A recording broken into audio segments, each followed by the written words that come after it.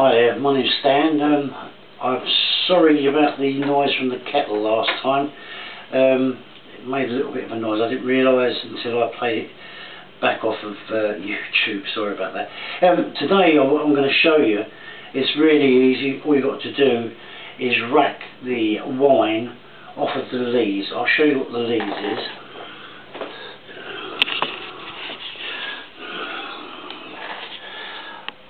The sediment down the bottom is called the lees. What's actually happened is all the dead yeast and any impurities in the juice that was there is actually fell to the bottom now. It's actually stopped fermenting now, so I've got to take a gravity reading, and I'll tell you what that is in a minute, because I'm just about to do that.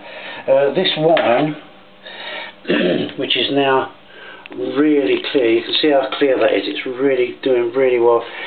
This is an apple and elderflower juice drink, so this is the first time I've made this. I'll be able to tell you what the gravity is in a minute, and hopefully with a bit of luck it'll be about 13%, but we won't know until we do it. So I'm just going to take a gravity reading and see what it comes up like.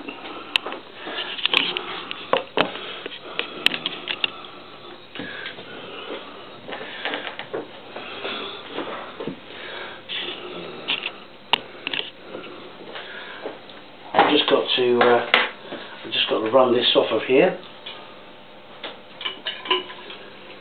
The reason the demijohn is higher there than here, when you're siphoning, the container you're filling must be lower than the one you're actually taking the wine from. Otherwise the siphon will not work. What I'm going to do, as soon as this is here, which it is, I'll drop it into there, and that can start filling up the demijohn. I'll just get my glasses because my old eyes aren't that good. That's down to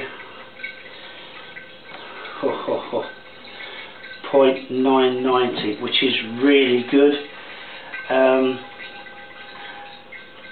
I'll have to get my book and I'll tell you how much it's come down to.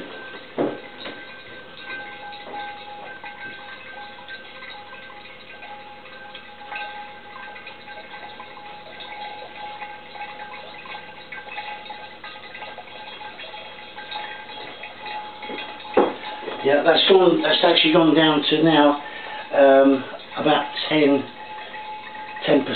alcohol, which is pretty damn good. I'm just going to have a little taster as well. I'll taste this now and see what it comes up like.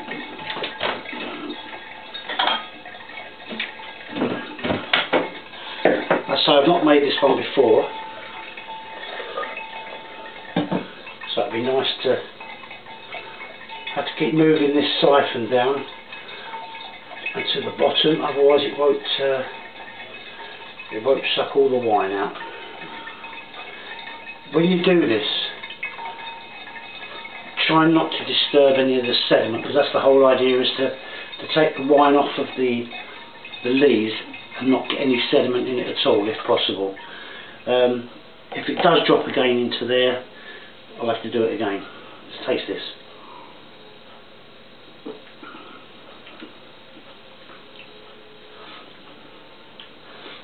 Can't taste the elderflower.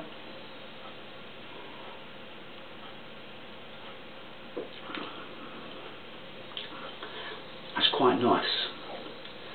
Still got air in it, unfortunately. I've got to shake the demijohn. When I finish this racking it off, I'm going to shake the demijohn to get as much of the carbon dioxide out of it as possible. That's what you're left with, that alcohol and carbon dioxide is what bubbles off through the bubbler.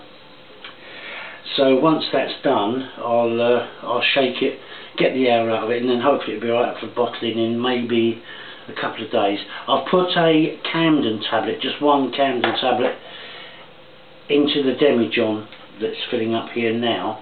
The reason for that is, if there is any yeast left in the wine, it'll actually kill the yeast off, which is what you want. You don't want any live yeast in this at all, so you must put one campden tablet per gallon.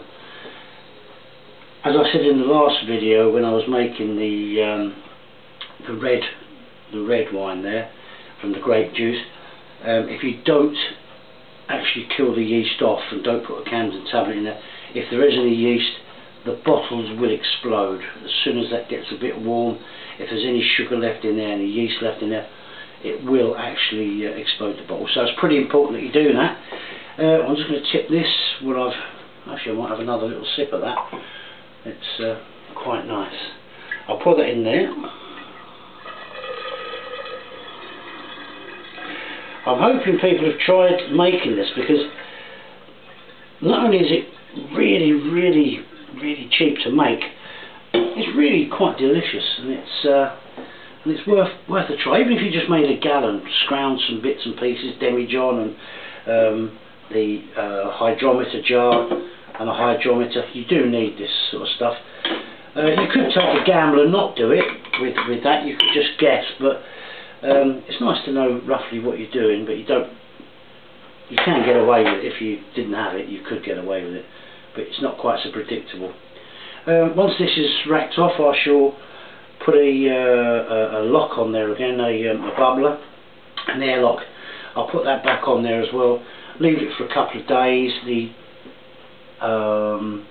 The campden tablet would have worked by then, killed all the yeast, and hopefully bottle it in a week or so. I'll just show you. This was actually, today's date is the 14th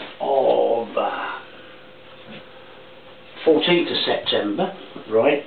And I actually started this on the 16th of August.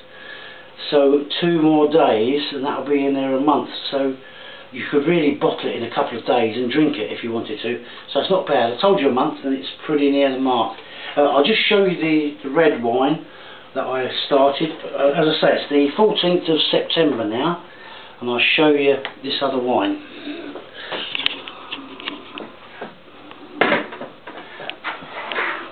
This is the other wine that I made, and I'll tell you when I made that. That was on the 4th of September, and it's virtually stopped bubbling already, which is really good. There's still some carbon dioxide coming through there. You wouldn't want it burnt out in about a week, but even so, so it's 10 days, and it's virtually stopped, which is brilliant. And I've also got an apple juice. This is an apple juice. That's a Tesco's apple juice there, and I started this on the 3rd of September. 3rd of September. So that's only 11 days. But even so, you know, it's slowing down. And when you take the growth, you can see there. You can see the lees in that. What's dropped down already. And also just about there, you can just about see the line there. It's more easier to see or much more easier to see in a white wine, obviously. But there we are. I'm hoping. I hope everything goes alright. Have a try. It's well worth trying, and enjoy your winemaking. When I actually come to bottling it, I'll do a quick video of that as well. Have a nice time making your wine.